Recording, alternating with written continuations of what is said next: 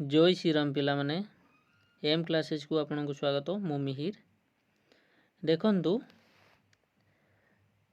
ये होची ओ triple AC तरफ गोटे नोटिस आछि हैला कि जोटा कि 7/11/2025 रे हैला कि जोटा कि आपनकर जो मेन एग्जाम हवा को जाउतिबा हैला कि सेवक सेविका tribal language teacher train graduate teacher जो तो ये जेची रिलीज होइछि आपनकर मेन एग्जाम पई हैला कि तो आपण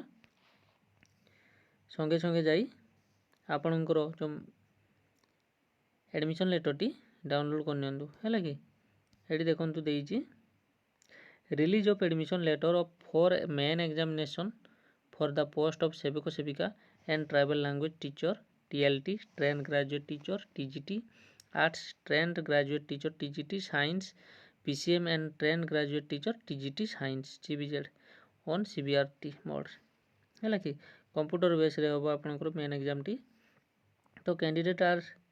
एडी देइछि जाइकना आपण www.otripleac.gov.in रे